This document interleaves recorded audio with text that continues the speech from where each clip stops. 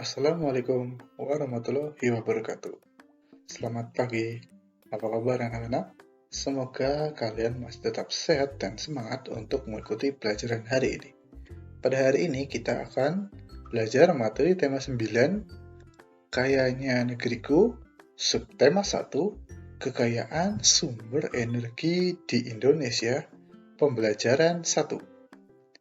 Nah, sebelum memulai pelajaran, mari kita sama-sama berdoa dahulu agar selalu diberi kemudahan dan kelancaran dalam belajar.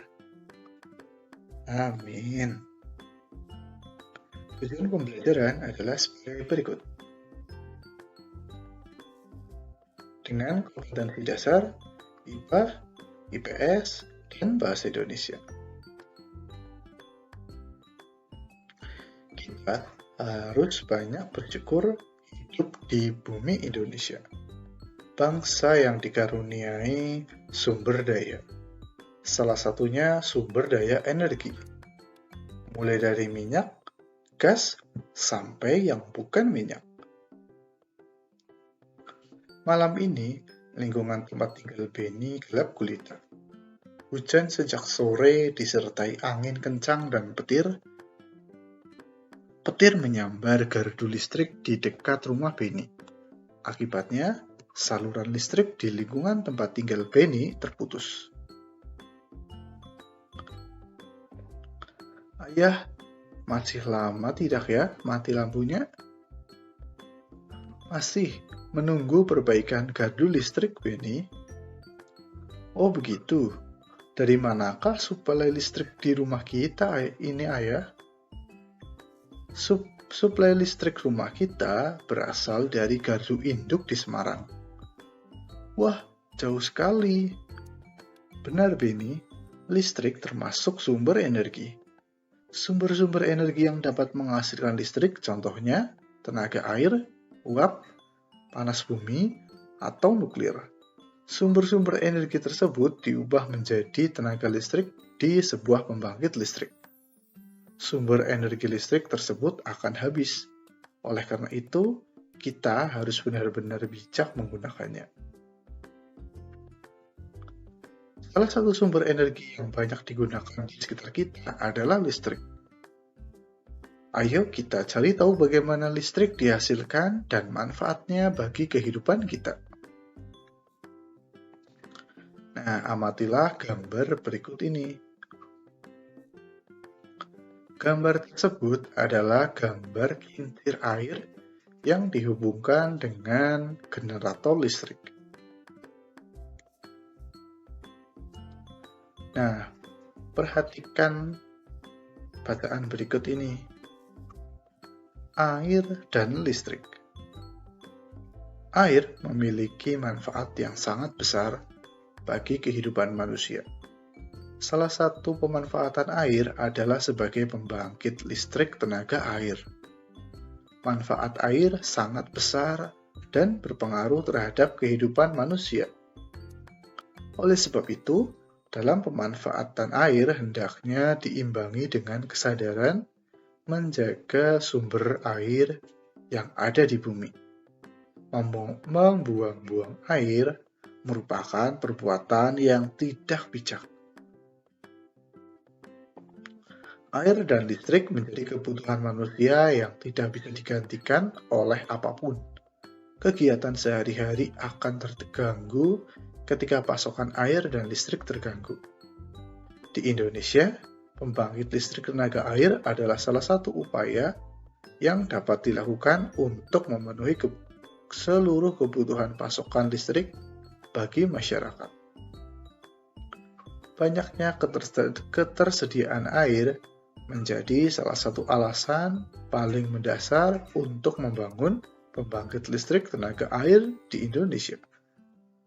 Oleh karena itu, tidak mengherankan jika di Indonesia memiliki banyak waduk atau bendungan. Waduk atau bendungan merupakan salah satu rangkaian sistem dari pembangkit listrik tenaga air.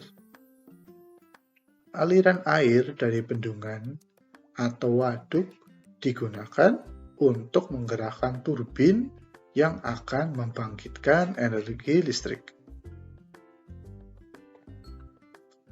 Air merupakan salah satu sumber energi yang cukup melimpah. Air menyimpan energi yang cukup besar. Aliran air mampu menggerakkan kincir yang dibangun di dekat sungai. Kincir-kincir ini akan dihubungkan dengan generator untuk menghasilkan listrik.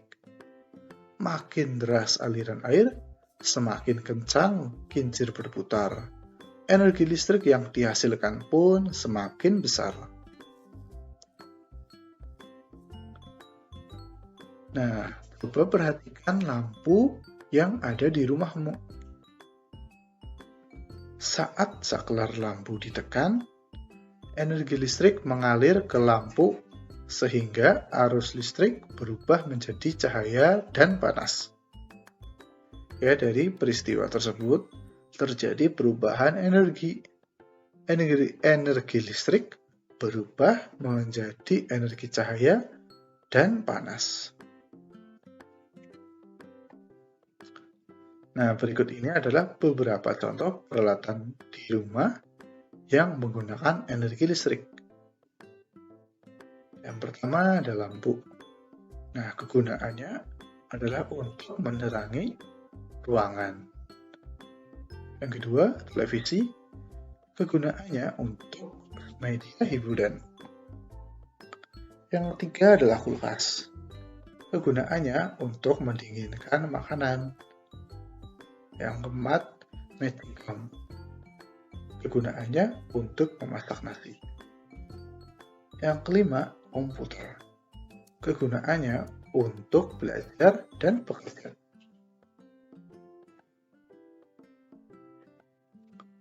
Kehidupan manusia tidak dapat dipisahkan dari lingkungan alam maupun lingkungan sosial.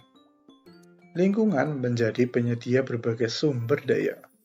Sumber daya itu termasuk sumber daya energi yang dibutuhkan untuk menunjang kehidupan manusia.